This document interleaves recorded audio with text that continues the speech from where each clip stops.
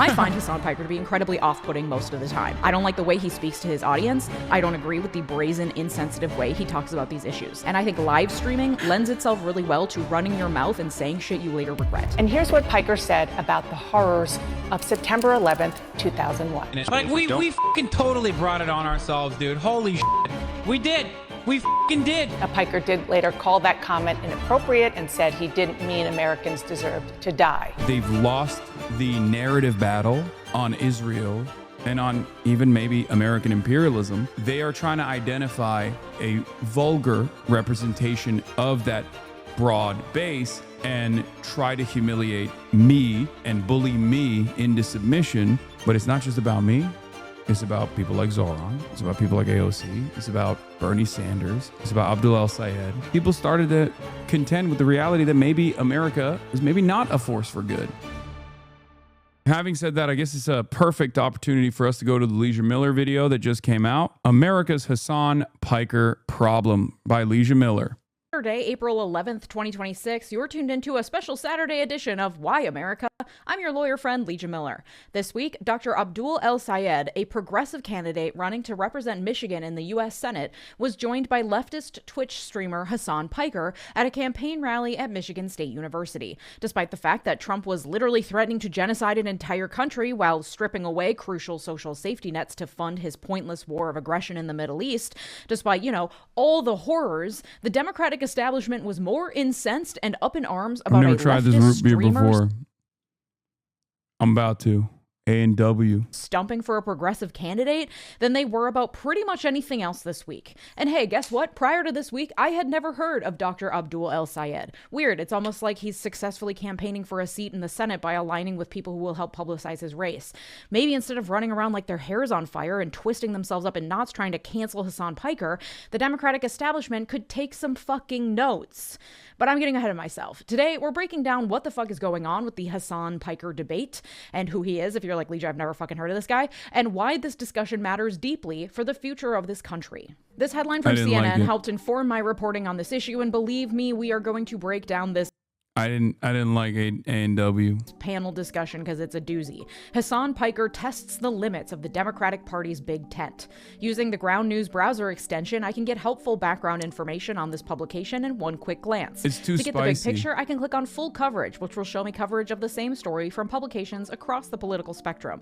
My partner on today's video, Ground News, is an app and website that offers tools to help you critically analyze the news you read. It's not like spicy, but it's I don't know how to explain it. You can follow like along at ground.news/Ninja. For every major news headline and headlines you may have missed, Ground News provides you with information it's got like and like a heavy flavor. Like who owns the publication and how factual it is. To help you just shunted me yourself what is trustworthy and how to interpret the news. I feel empowered by Ground News by getting well-rounded insight into each headline instead of relying on a single outlet that might have underlying biases and motivations that I'm not aware of. Ground News also ensures that I never miss a headline because of my own information bubble with its blind spot feature by highlighting stories that are covered on one side of the political spectrum and not the other.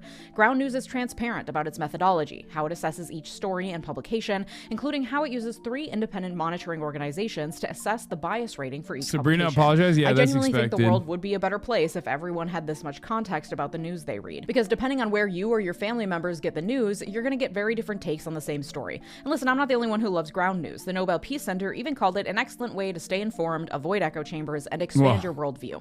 Well, we know what their word is worth, right? I'm always really impressed with Ground News and genuinely think they're a great resource. If you want to stay informed on U.S. politics and more, subscribe through this QR code or my link below at ground.news/Legia for 40% off this. The one institution that's maybe marginally better than the FIFA Peace Prize is the Nobel Peace Committee. Unlimited Access Vantage Plan. It comes up to $5 a month for unlimited access to all the features I've mentioned. Thanks, Ground News.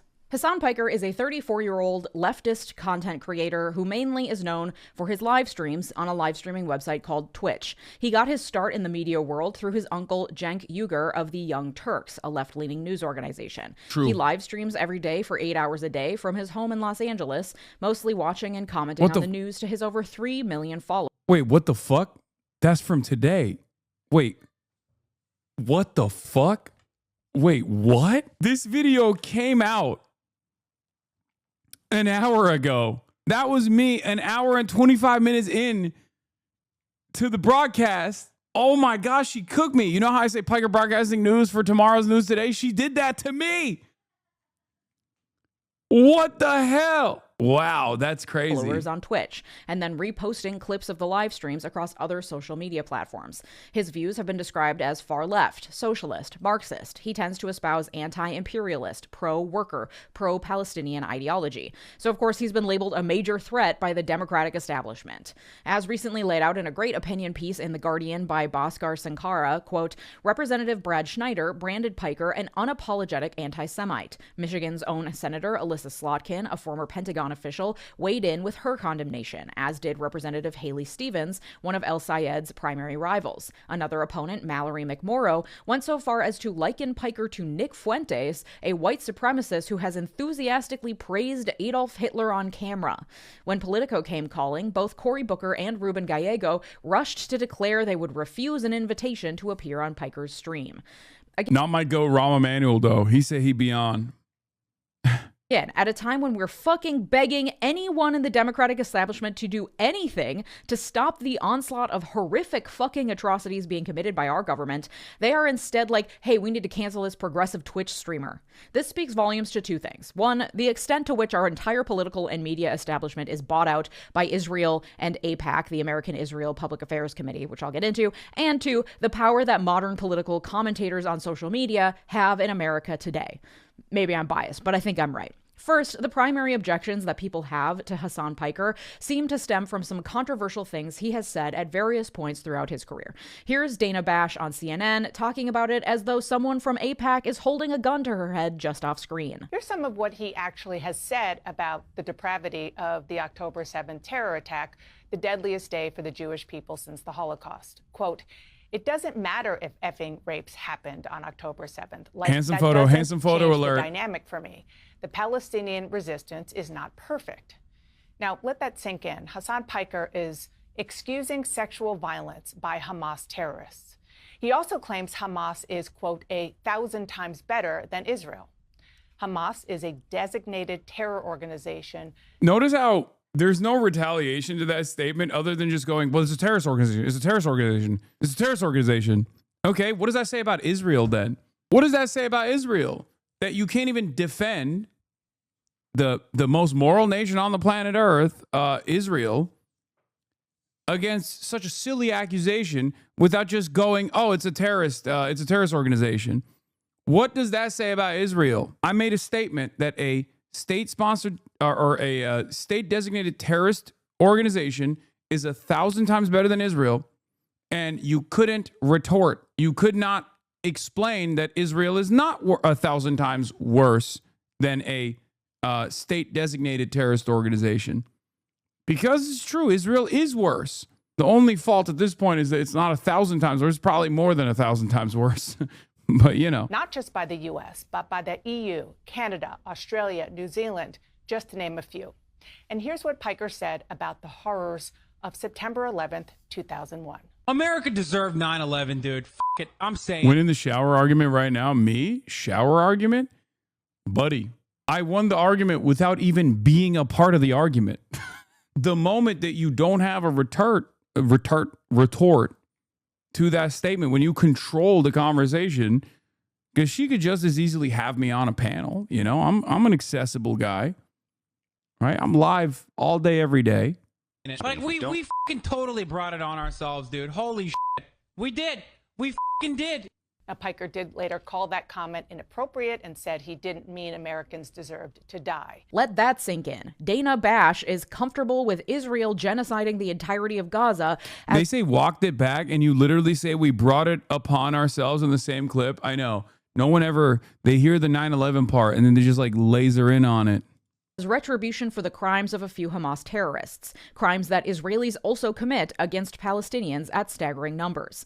There is no question that Hamas engages in terrorist activities, and Hasan's flippant language around sexual violence is absolutely condemnable. But the global hypocrisy is also staggering, and something so much bigger than one person live streaming from his bedroom in Los Angeles. Hamas is condemned globally as a terrorist organization, and the atrocities its militants carried out on October 7th, including alleged rapes, some of which have been debunked, as untrue, I'll note, have been pointed to as key evidence justifying this terrorist designation. Yet, at the same time, Israel is a legitimate state that deserves to exist and be protected. This despite a UN report from last year that found, quote, Israel has increasingly employed sexual, reproductive, and other forms of gender-based violence against Palestinians as part of a broader effort to undermine their right to self-determination and carried out genocidal acts through the systematic destruction of sexual and reproductive healthcare facilities.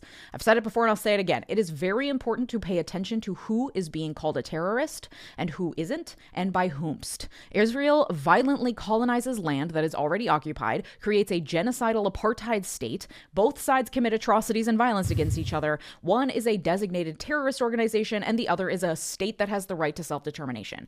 But you are not allowed to point that out in this country because every single politician and mainstream news organization is bought and sold by Israel and AIPAC. And so they lob the anti-Semitic accusation around and fearmonger anyone who might step out of line and speak out against the well-documented atrocities committed by Israel. The Hasan Piker problem is that he's outside this web of control and yet has amassed a lot of political power in this country because no one watches or trusts mainstream media anymore. Case in point, that CNN panel. I think it's also a testament to Hasan Piker's influence, the fact that he forced Dana Bash to contend with, on this CNN panel, the idea of Hamas as a terrorist org to begin with. For the longest time, we weren't even debating that. We weren't even debating Israel's legitimacy, at least not on the scale that we are now. And that has put a target on Hasan Piker's back, which I think is the age-old problem for famous leftist activists in this country. Actual avowed anti-Semites, white supremacists, neo-Nazis, skinheads, the KKK, far-right conspiracy theorists, they're running around successfully advocating for actual violence, and the people in the highest rungs of power are worried about a guy who's pro-worker. I think it says a lot about the state of affairs and where the majority is at this point that Leisha Miller is speaking convincingly on an issue that pertains to American foreign policy. Like look, Leisha Miller is great. Big fan of her, right? But in most circumstances, I think a lot of Americans, no matter how progressive they are, when it comes to anti-imperialist sentiment or when it comes to like identifying why resistance groups form, why they fight, or sometimes like the actions that they engage in that are obviously outside of the confines of international humanitarian law, most liberals and most Americans in general will turn around and say, nope, these guys are irredeemable, they're monsters, without factoring in how they got to that point, without factoring in why these acts of desperation are taking place. Okay? You have to remember that. Like I've had these sorts of conversations for years. As a matter of fact, a big part of why so many people are frustrated and so many people have become like lifelong haters of mine is because they come into this community, they see me advocate for, workers' rights, advocate for like domestic issues that they completely agree with, and then they hear my perspective on foreign policy, on American foreign policy being objectively evil, and they lose their minds because that has, in my experience, been the most solid social conditioning for every single American, regardless of how progressive they perceive themselves to be. On the domestic front, you can hear Americans say that they're even socialists, right? But when it comes to American foreign policy, when push comes to shove, a lot of Americans have this assessment that it's far better that America, at the end of the day, is in some way, shape, or form, the de facto world police, because God forbid someone else takes that position, it'll be far more violent. Like that's an attitude. That is usually a very sincere attitude demonstrated by a lot of Americans. Okay, now that's changing.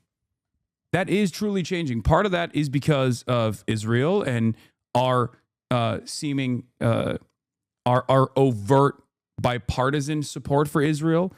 Post October 7, the genocide was conducted and defended by the Democratic Party and then continued by the Republican Party. People saw the horrifying things that Israel was doing to the Palestinian civilian population, and they were shocked.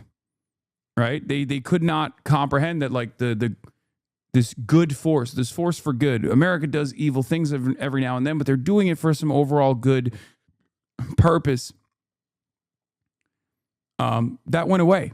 People started to contend with the reality that maybe America, especially as long as they maintain this allegiance with Israel, is maybe not a force for good. That, in my experience, has always been the hardest bridge to cross with many like-minded individuals. Okay, that's part of the reason why it's one of the most like resilient counters against me from not only the likes of Steven Crowder and you know Ben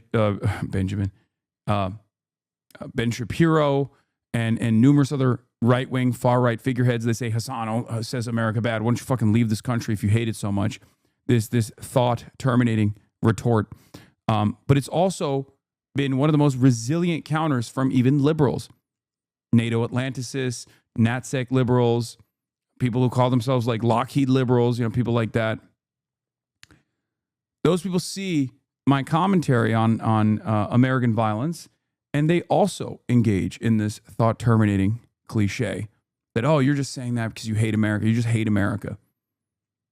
You say America bad. You don't ever explain why, even though I do, right? And they never factor in or consider that I want America to be good.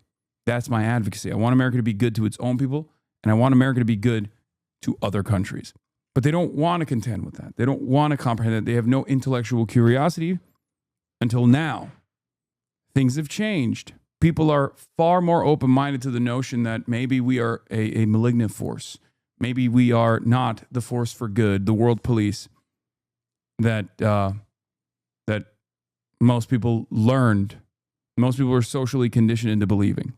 Trump has also played a big role in this as well. He's a repulsive, monstrous, rapist figure, and he talks like a rapist in many respects when he's talking about what he's going to do to other countries. That is perhaps the most honest expression of American imperialism, though. He says the quiet part out loud. And I think because there is no intellectualized liberal patina associated with the American foreign policy decision-making process now, all of a sudden Americans are forced to contend with that reality. They hear what Trump is saying, and either they say, well, sucks to suck, fuck all those other countries, let's get that oil. Or they're forced to think, wait a minute, I did think America was the world police, and it was good that we were engaging in all these interventions overseas, but it turns out maybe it wasn't for good at all. Maybe I was lied to. And more Americans are coming to terms with that reality.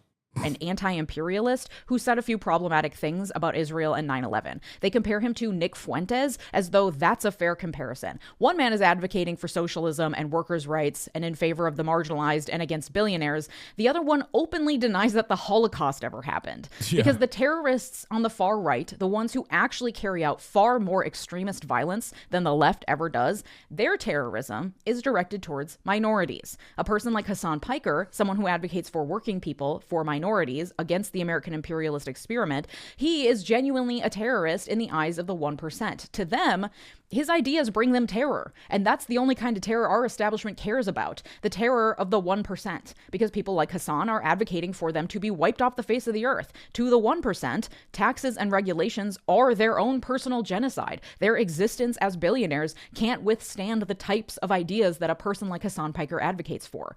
So that is what those in power are going to find most threatening and attempt to shut down, and they always have.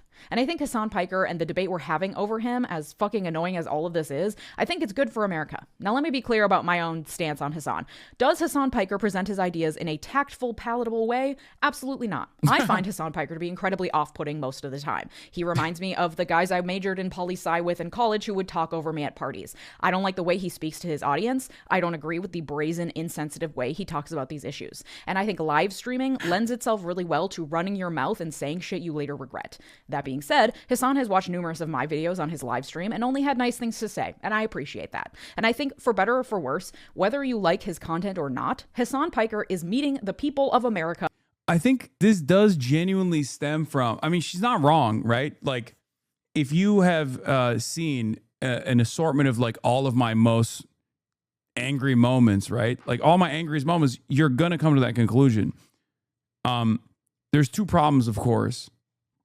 She's not wrong if you see those compilations, and those compilations exist, and perhaps those compilations are what most people see because no one's going to sit through a whole ass live stream. So that's the correct part of this, right? So I don't get mad at people for having that assessment. Okay? The other thing I will say is that the medium that I operate in makes it virtually impossible to conduct yourself in any other way, shape, or form. Because remember, we talked about this yesterday as well. I have spoken about politics for more than 21,000 hours. More than 21,000 hours of wall-to-wall political commentary, and not just political commentary, but political commentary in an interactive medium.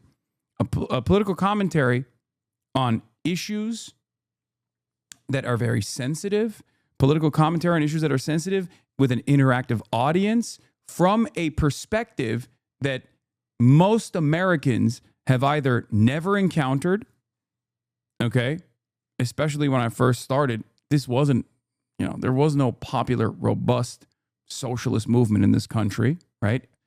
Let alone anti-imperialism, but also a position that carries a lot of baggage because people have been primed into hating. People have been primed into hating this idea. They've been taught that like socialism, anti-imperialism, this is anti-America behavior, anti-America activity. This is a devastating wrong. It's perhaps even scarier than Nazism. That's a thing that a lot of liberals will say too. Add to that the Nazification of Twitter in the exchange of ownership in the hands of Elon Musk and clip culture acceleration. And it's, it's a given that there will be this level of resentment and this many people who spend a good deal of time and a good deal of effort for free in tarnishing what I'm trying to do and consistently attacking me to great success. Right? Just admit that you have a short fuse. Stop excusing yourself. It's okay. No, I already have admitted that I have a short fuse, but see, you're doing it right now. Of course, I have a short fuse as well. What I'm simply saying is it is virtually impossible. If you've spent a long enough time in this chat, you've already understood that, right? It's virtually impossible for any human being not to have angry moments in an interactive medium where I'm talking about politics, highly sensitive subjects that are very deep and personal for a lot of people, from a perspective and a framework that most Americans are either oblivious to or antagonistic to. That's part of the reason why a lot of people that are in the media space will look to what I'm doing and go, how the fuck have you not been killed already? How have you not killed yourself already? It's unbelievable. Where they're at in a way nothing else on the left has managed to do. And of course, I don't mean all the people in America. I mean young men in America. The demographic everyone was most wringing their hands over during the Gaming gangsta for life. I subscribe to just say you're full of shit, you're an asshole. Just say some accountability, dude. See, this is what I mean. This is what I mean. Two questions come to mind for, every single person in here, right? And I'm going to stop responding to people who are obviously trying to piss me off right now after this. Two questions come to mind. Think about every moment that you have spent on God's green earth, the last 21,000 hours that you've been alive. Now imagine if there was a camera on it at every point, and a lot of people that were watching that feed specifically to see something that you said and professionally misunderstand it, right? How many awful moments would you have in that situation? It's normal. We're all human beings. We have weak moments sometimes. We have angry moments sometimes, right? Of course, there would be hundreds of instances, right? Think about disagreements that you've had with loved ones or disagreements that you've had with people you hate. Think about the shit that you've talked about people that you hate. in the 21,000 hours, in the last 21,000 hours.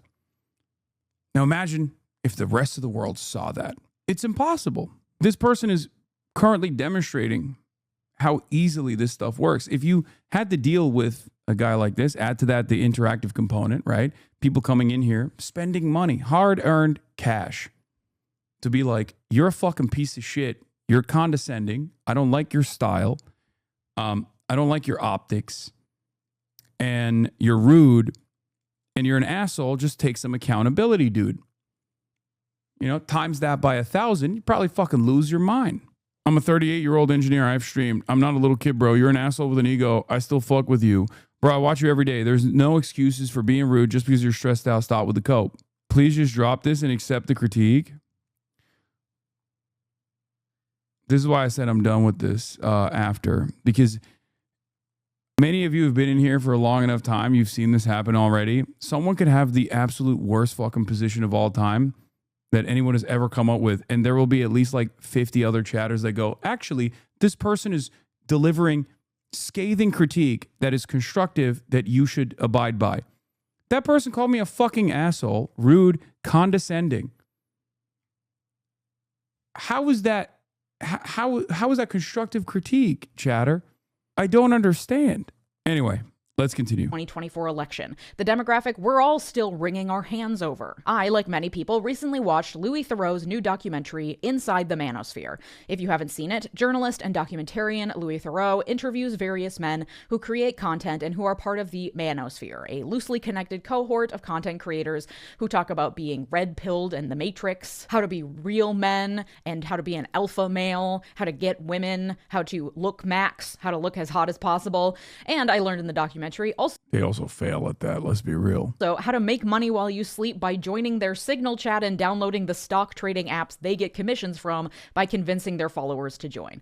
The promise is that if you follow these men, they'll teach you how to be rich and handsome and get women. It speaks to this moment where the American dream is dead. It's harder than ever to provide for yourself, let alone a whole family. Men are isolated and lonely. Women no longer need them. And so they're turning to someone for guidance, for inspiration, to tell them how to get what they want, to explain to them why they feel so shitty. And the Manosphere offers them the antidote. Many of these content creators live stream from their mansions in Ibiza or Miami, and a common form of content is them walking down the streets hitting on women or pulling off more and more shocking stunts to get views and likes and virality. And if you watch Hasan Piker's content and then you watch this Inside the Manosphere documentary, there are shades of the Manosphere in Hasan Piker's content. And before you think that I'm trying to cancel Hasan Piker, let me explain myself. Hasan Piker is brazen and often says things that have really high shock value, much like men of the Manosphere content creation universe who rely on doing drastic or shocking shit to get views and clicks. Both attract attention. One is harassing women on the street or getting into physical altercations, while the other is calling into question America's imperialist warmongering by saying we deserved 9/11. Hasan Piker often takes his live streams on the road, followed by a cameraman and accompanied by his entourage. He's usually wearing a lot of jewelry and expensive-looking clothes. The same happens in the Manosphere. One group is wandering around the streets of Miami hitting on women. The other is exploring communist China or the blockade on Cuba. Both are creating content for the same generation of men. One is perpetuating toxic tropes of masculinity and the patriarchy and reinforcing the glorification of the military-industrial complex and sending more and more men down the capitalist pipeline. If you just work hard enough, you can be like me, and you should value money and power above everything. Optics live shit? No, you're missing the point. She's literally saying that even from an optical standpoint, the style and the aesthetics are obviously successful in reaching a lot of young men, except one, like, she's not criticizing the style and aesthetics. She's saying that I have a similar style and similar aesthetics, using it as a force for good, versus those guys do all that shit and a lot more, really. And they do that to predate on young men in this gross way where they shove them down the right-wing pipeline. else. The other, Hasan Piker, is uplifting marginalized voices, breaking down ethno-religious supremacist ideologies, speaking out forcefully against the billionaire class, and questioning the imperialist nature of the United States as a whole in a way that speaks to young men and meets them where they're at. You might not be comfortable with the way in which men under 40 consume content, the content that they like, the tactics used to communicate with them, with the world as it is right now. That's okay. This content isn't for you. But the reality is that this is the world. This is the world the internet has created, for better or for worse. And I would sure as shit prefer young men to be questioning the geopolitical world order with Hasan Piker than learning how to hit on women on the Miami waterfront. You know what I mean? And this speaks to a larger issue with the Democratic Party, one that Naomi Klein lays out really well in her book Doppelganger, and that is that Democrats have a tendency to bury their heads in the sand and ignore the way things are, the real genuine issues people have with the system, instead of figuring out how to fit them within their larger tent. And Republicans and far-right conspiracy theorists are able to step in and fill that void. For example, anti-vaxxing and objections to COVID-era mandates, at least in part, come from a place of truth. It is not irrational or unfounded to question the pharmaceutical industry in this country, an industry that has profited off our death and off keeping us sick. Instead of acknowledging that, and that there are regulatory issues, and that there's good reasons why. I think it's also good to hear from this perspective as well, because this is one that I'm also very aware of, right? Like the way I look, the way I carry myself, the way I talk can be off-putting for a lot of people. Like what she said about how I carry myself reminds her of all like the annoying men in her life that she has had to experience is absolutely something that I've heard from even many of you, right? Like it took a lot. Like I've heard this is one of the most common critiques I hear from, especially a lot of leftists, right? Leftists, they're empathetic. They're very sensitive in many instances, and they've had a lot of lived experience with and negative experiences with people who look like me, who sound like me. Okay, so there is this automatic, like what is seen for many as this interesting juxtaposition for a lot of young men specifically. It is seen as an interesting juxtaposition: a guy who works out, a guy who wears nice clothes, but isn't a fucking right-wing reactionary shithead. That brashness, vulgarity, the way I look, that can be a major setback for a lot of people. And a lot of people openly and readily admit that, where they'll be like, I didn't watch you for the longest time because from afar I thought you were just like a condescending douchebag frat bro. People might distrust big pharma. Yeah, I'm the king of walk like a chug, think like a woke. The establishment left wrote anti-vaxxers off as nut jobs and continued to cozy up to pharmaceutical lobbyists, giving the far right an opportunity to swoop in and win over anti-vaxxers by acknowledging the truth that sent them down that pipeline to begin with. You're right. There is something fishy about how pharmaceutical companies operate in this country.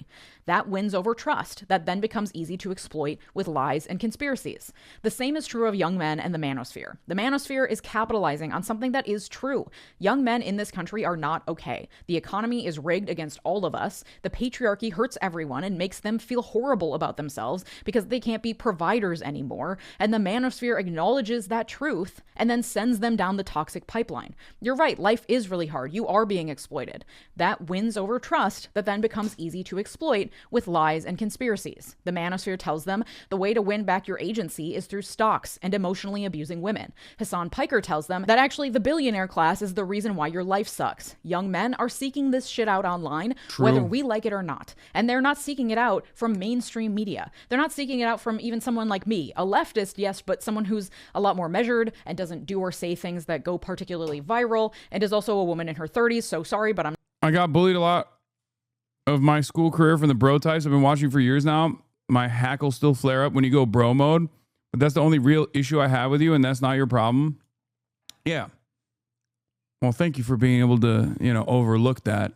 I mean, that's just who I am too. That's just the other side of the story, right? Like I'm always going to be honest and authentic with who I am. It's also impossible for me not to be, because I'm live every day for 8 hours a day. I can't put on a fucking front. Okay? I can't put on a front and I can't fake it. This is just who I am. I would have to dramatically alter my character, my personality, things I believe in even, to be able to do that. Not particularly intriguing to 20-year-old men, and I'm really okay with that. That's just the reality of the situation. And I don't know about you, but I'd far prefer a world where they jump onto the leftist Hasan Piker train than the Manosphere death spiral. I think that's a net positive for America. And yet, the establishment Democrats, the legacy media, would rather shoot themselves in the foot than acknowledge that they need Hasan Piker in their tent. They would rather throw their weight behind attempting to cancel him than attempting to understand what it is about him that speaks to a base of people that they have been clamoring to win over, young men. They all of a sudden demand purity, to never associate with anyone who's ever said anything objectionable, while openly and vociferously supporting Israel, an apartheid state actively committing genocide while the world watches.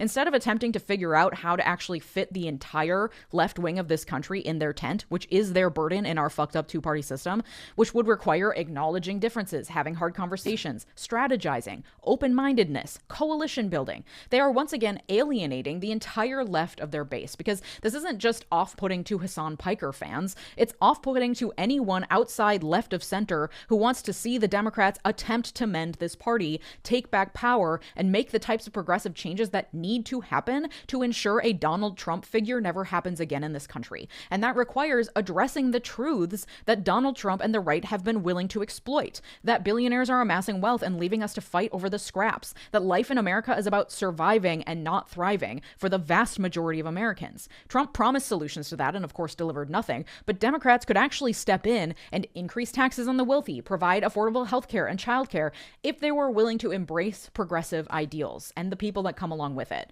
But they're not. Just like in Germany in the lead up to World War II, in America we are seeing the quote-unquote opposition party choose money over morals, cling to their elite friends, align themselves closer with the fascists than with the people, while just playing lip service to the concerns of the masses and doing nothing about anything, and then throwing us all under the bus in order to keep their power. So the discussion over Hasan Piker is about so much more than what we do with this leftist guy who live streams all day. It is a microcosm of how fucking broken this country is. This is absolutely correct. This is exactly what I've been trying to get across as well for these past like 2 weeks, where the smear campaign and the manufactured outrage has like exploded. The very fact that so many mainstream outlets from CNN to Fox News are predisposed with this silly shit is already an indication that something is busted. Okay, something is completely broken in our media ecosystem. On top of that, I think the real reason why it's happening is because these guys can no longer control. They don't have the same like stranglehold that they had on the dissemination of all information. And they've lost the narrative battle on Israel and on even maybe American imperialism. There's deep skepticism against mainstream outlets. So instead of constantly yelling and shitting on the public and coming across as even more annoying and even losing the remainder of the people that tune in, they are trying to identify a vulgar representation of that broad base and try to humiliate me and bully me into submission.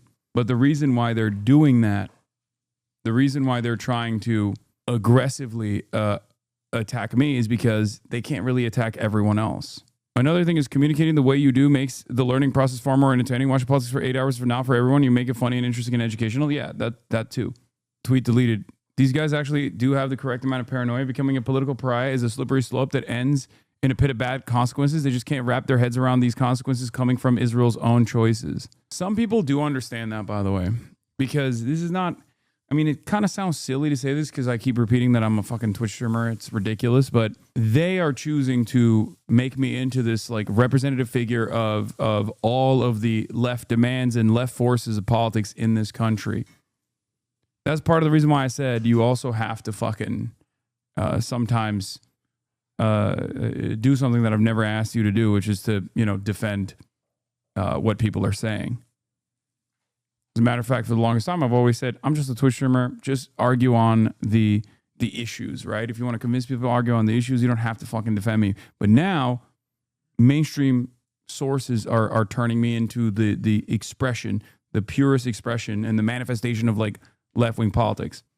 Now, obviously, for a lot of liberals, like that's fantastic because then they can just consistently demand to cut me out of the equation. And there are plenty of people who are doing that right now. There's a lot of liberals who are anti-communist, anti-socialist, a lot of reactionaries, a lot of people who are pro-Israel, pro-genocide that are actively trying to go, see, this guy's a real threat. You should just not talk to him. You should listen to me instead. You know, there's like people who are self-interested. It's not going to work. Most people understand that if it wasn't me, it'd be whoever else is in my place. But it's not just about me. It's about people like Zoran. It's about people like AOC. It's about Bernie Sanders. It's about Abdul El-Sayed. Your irrelevance as a Twitch streamer also removes a lot of the downside of going at you so hard. If they lobbed a lot of the criticism they say about you directly at people like Abdul El-Sayed, normies would see it as distasteful, but because they don't really know you, normies are less repulsed by criticism of you. Yeah, I'm just a stand-in. It's not about you. You're just a caricature stand-in for progressives and leftists in the USA. This mirror against you isn't meant for you. It's meant for normal people who are sick of the duopoly in the system that both Dems and Republicans protect. They think gutting and blocking you out will shut critics of them up. Yeah, and it won't work. That we cannot even fathom how to include actual leftist progressive ideas that would actually help the masses into our national political conversation. That we equate leftist progressivism as just as extreme and therefore bad as far-right extremism, as though they're equally at the same distance. How do you know it won't work? Because the structure is different. Because let's say they sufficiently cut my ties with like every candidate that I am associating myself with. What changes? Does your anger change? Do your demands change? Are you going to, let's say I no longer appear with a single other political figure ever again from this day on. Is that going to somehow destroy my political career, destroy my stream? No. It's not even something that people look forward to. Like a lot of the candidate interviews and things like that are not exactly things that people look forward to anyway. Most people tune out when I do stuff like that. It's considered boring. It's too like, it's too mainstream, right? Most people just want me to sit here and fucking yell at the camera. So it doesn't even have a negative impact. If I were to stop doing that, it would probably have even a positive impact from an analytics point of view. But then also, the other side of the story is, even if I didn't associate with candidates openly, I'd still promote them. I'd still support them. So there's that, as long as they're doing the right things. And let's say they take it one step further. Let's say they actually deplatform me, right? It's over. I lose the Twitch stream and I'm banned from every fucking platform, every social media platform. That sucks for me. Will your attitude change? Will you magically turn around and say, you know what? American imperialism was good, actually. America should be the world police. What Israel is doing is actually righteous. Now that HasanAbi Piker is no longer allowed to stream, I'm really reconsidering how critical I was of the most moral nation on earth, Israel. Of course not. That's why I'm saying like this is unproductive and idiotic. These guys are wrong for identifying me as a threat and trying to attack me this way. Because I don't hold all of that power. I am, at the end of the day, a fucking megaphone. I'm a megaphone for you. I'm a platform for your frustrations. And in certain instances, I can play the role of an educator. I can help you realize who is responsible for all the pain that you experience. But most of the time, I'm just a fucking platform for the frustration that I know the overwhelming majority of Americans feel, experience, and can be convinced of. That last part is also important because a lot of people are angry, but they don't know who is responsible for their pain. The right recognizes that. They see the anger and frustration, and then they take that anger and frustration and then redirect it to vulnerable, populations. They say it's trans people. They say it's undocumented migrants. They say it's black and brown people. They say our enemies overseas hate us. They must be put down. And that is objectively successful for them. I choose to do the exact opposite. I choose to take that anger and frustration, recognize it, and then redirect it to the actual entities that are responsible for it. That's it. That's why I say it's impossible to successfully destroy me, because your frustrations will still exist. That's real. Your demands will still exist. That's real. It's just. It's good that you have those demands. It's righteous. Ends of the political spectrum. Despite the fact that in many countries in Europe, there are people who espouse very similar values to Hasan Piker, who hold seats in parliament, whose democratic socialist parties are seen as center-left. Much like who and what we deem to be terrorists is dictated by bias and power dynamics, what we deem to be extremist political ideology in this country is also seriously biased and skewed. To characterize someone like Hasan Piker as extremist in the same way that someone like Nick Fuentes is extremist is an irresponsible, willful mischaracterization that is motivated by the same pro-capitalist, pro-billionaire bullshit that has gotten us into this situation to begin with. And the Democratic establishment is doing nothing but further alienating people when it attempts to cancel Hasan Piker and any progressive candidate who dares go near him. And of course, there's also fretting about what about the centrists? What about the independents? It's true, there is a huge swath of this country that isn't particularly interested in quote-unquote progressive policies that do find Hasan Piker to be too extreme and may themselves be alienated by his ideas and past statements. What do we do about them?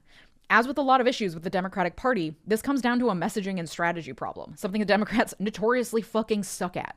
Of course, you don't bring Hasan Piker into every single room. He is a particular person who speaks to a particular demographic. You gotta know your audience, and you have to mold your message accordingly. And this is something that I think Bernie Sanders has mastered. You don't label shit progressive or far left or politically extreme. You just actually listen to people and what they want, and you provide them with solutions that make them excited about you. To be fair, I can do that too. I can talk to and often do talk to normal liberals and identify what their frustrations look like in a way that that they can, you know, in a way that there is some sort of like productive outlet for them to.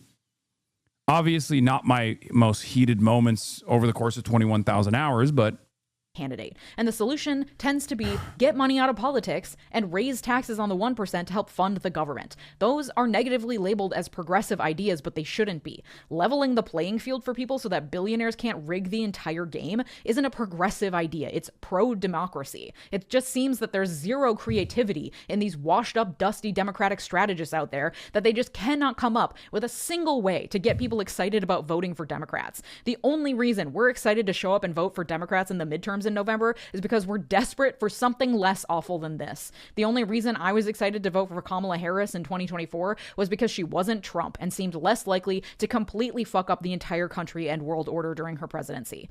Can you imagine a Democratic candidate actually presenting you with ideas that you could get excited about because the ideas themselves are good?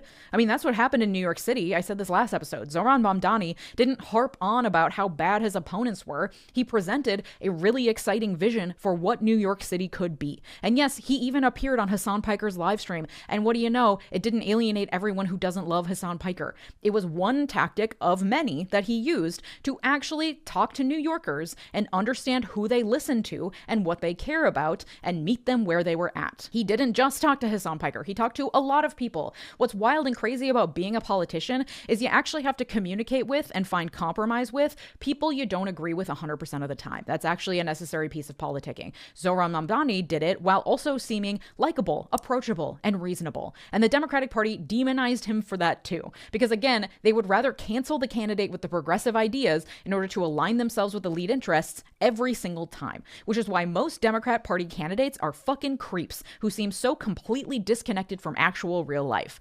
They're not put in place for us. They're put in place by the elite interests who want to control the narrative and keep their power. So when someone like Hasan Piker comes along who cannot be controlled and in fact seems to revel in shaking things up and pissing people off, and then a candidate like Dr. Abdul El-Sayed actually dares to bring Hasan into the fold. I'm just going to say on Zohran, the majority of my fellow frequent canvassers for him were HasanAbi Reacts. Hell yeah.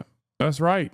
And treat him like the influential political actor he is, the Democratic establishment has to swoop in and nip that in the bud before it gets so out of control that people start actually learning about, understanding, and wanting these extremist progressive ideals. Until we vote these elitist creeps out of office and find better alternatives, this is what we're stuck with in this country. And the way things are going, it is people like Hasan Piker who are going to have to do the actual political work of convincing people that progressive ideas actually aren't that extreme after all. If you'd like to support my work, consider joining on YouTube, Substack, or Patreon to get access to all these episodes completely ad-free. And if you like my Reg and Round Everything t-shirt,